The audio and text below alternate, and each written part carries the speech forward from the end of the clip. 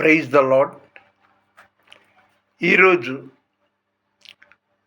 October 11వ తేదీ 2025 సంవత్సరం శనివారం సాయంత్రం 6:30 దాటిన తర్వాత ఈరోజు దేవుని వాగ్దానం న్యాయాధిపతులు 5వ అధ్యాయం 31వ వచనం. ఆయనను ప్రేమించువారు బలముతో ఉదయించు సూర్యుని వలె నుందురు. చాలా మంచి మాట అండి.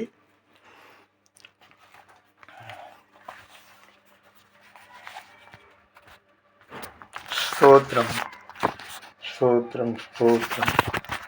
ఆయన అత్యున్నత సింహాసనముపై ఆసీనుడా, దేవదూతలు ఆరాధించు పరిశుద్ధుడా.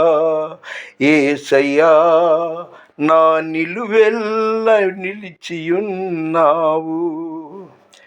నా మనసారని సన్నిధిలో సాగిలపడి నమస్కారము చేసిదా, సాగిలపడి నమస్కారము చేసిదా.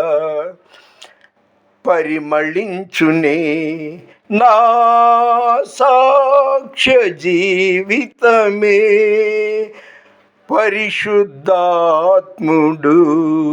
నన్ను నడిపించుచున్నందునే. పరిమళించునే నా సాక్ష్య జీవితమే, పరిశుద్ధాత్ముడు నన్ను నడిపించుచున్నందునే. పరిశుద్ధాత్మతో ఆనందించెదా హర్షధ్వనులతో, హర్షధ్వనులతో.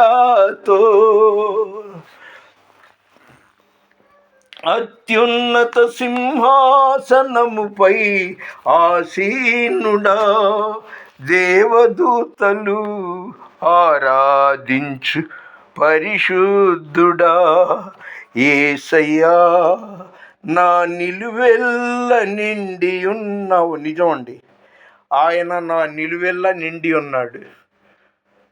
నేనేదో హైలైట్ చేసుకోవటానికి మంచి భక్తుడు, నీతిమంతుడు అని చెప్పుకోవటానికి కాదు, కానీ ఈ వీడియో చేయటానికి కారణం 100కి 100 నేను మహాభక్తుడిని, మంచివాడిని అనుకోవట్లేదు. అయితే ప్రార్థన చేస్తూనే ఉంటాను. జీవిత కాలమంతా ఆయనలో ఉండాలనేది నా కోరిక. ఈరోజు దేవుని కృపను బట్టి కొద్దిగా పర్వాలా ఆరోగ్యపరంగా. ఏంటండి వాళ్ళ తారీఖు ఎంత? 11, 12, 13 రోజుల నుండి నా పిల్లల్లో కూడా ఫోన్ ద్వారా పరామర్శించడం. వాళ్ళ పేర్లు ఎత్తలేదులేండి, వాళ్ళ స్టేటస్ ఏం దెబ్బతినద్దు, మానేశారు. అప్పుడు ఇప్పుడు ఎప్పుడు యేసే నాకు తోడు, యేసే నాలో ఉన్నాడు, యుగ సమాప్తి వరకు ఆయనే నాతో ఉంటాడు. సాయంత్రం చెప్పాను కదా, నేనున్న గృహం అంత తడిగా ఉంటుంది. 6:30 ప్రాంతంలో అలా బకెట్లో నీళ్లు పట్టబోతున్నా, సర్రమని జారిపోయి దబేలమని కింద పడ్డా. ఎడమ తుంటి బాగా దెబ్బ తగిలింది. ఎవరితో చెప్పుకోవాలండి? పిల్లల్లో ఒకళ్ళకి రికమెండేషన్ చేస్తారు. పక్కనే కదా 10 అడుగుల దూరం వచ్చి పలకరించే దిక్కు ఎవరు లేరు అని అన్నందుకు మా పిల్లల్లో మరొక బిడ్డ, అయ్యో తనకు కూడా ఆయాసంగా ఉందంట, ఫోన్ చేసే మాట పరామర్శించటానికి. అందుకే తల్లి తన బిడ్డలను మరచినా నేను మరువాలేనంటిని అని చెప్పిన దేవుడు నాకు ఉన్నాడు, నాతో ఉన్నాడు. ఇవాళ జారిపడి బలంగా నా కుడివైపు తుంటికి బాగా దెబ్బ తగిలింది. యెహోవా ఈరే. కష్టం వచ్చినా నష్టం వచ్చినా సమయమందు అసమయమందు యేసయ్యని మరవమాకండి, ప్రార్థిస్తుండండి. ఆయన ఎంతైనా నమ్మదగిన దేవుడు, ఎంతైనా చాలిన దేవుడు.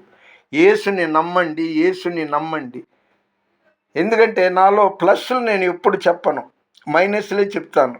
ఎందుకంటే ఆయన మచ్చ ముడత డాగు లేని దేవుడు కాబట్టి ముందు నాలో ఉన్న కల్మషాలని ఆ బియ్యంలో ఉన్న బిడ్డల్ని మనం చాటలో ఏరి పారేస్తాం కదా, అలాగా అది సంగతి.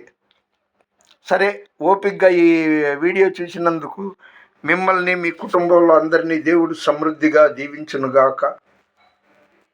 దయచేసి నా కోసం మీరు ప్రార్థన చేయండి. మంటి మురళి మాత్రం ఎప్పుడు నా కోసం ప్రార్థన చేస్తుంటాడు. మైపూడి కృప నా కోసం ప్రార్థన చేస్తుంటుంది, నాకు నమ్మకం ఉంది. జెర్మియా గారు కూడా, మోదుగు జెర్మియా గారు కూడా. సరే, క్లుప్తంగా మరీ ఉపోద్ఘాతం చేయను. ఒక పల్లవి చరణం పట్టడానికి అత్యున్నత సింహాసనం మీద ఉన్న రాజులకు రాజు, ప్రభులకు ప్రభువు, నిజ దేవుడు యేసుక్రీస్తుని ఒక్క చరణం ఒక పల్లవితో మహిమపరచాలనేసి ఈ వీడియో చేశాను. మన వినికిడిలో దేవుడి కొన్ని మాటలు దీవించునుగాక. దేవుని పరిచర్యలో మీ రత్నం ఫ్రాన్సిస్. అదేవిధంగా ఫేస్బుక్ ద్వారా, మై స్టేటస్ ద్వారా, యూట్యూబ్ ద్వారా నా యొక్క ప్రతి వీడియో చూస్తున్న వాళ్ళందరూ యేసునామంలో దీవింపబడుదురుగాక. దేవుని పరిచర్యలో మీ రత్నం ఫ్రాన్సిస్. God bless you.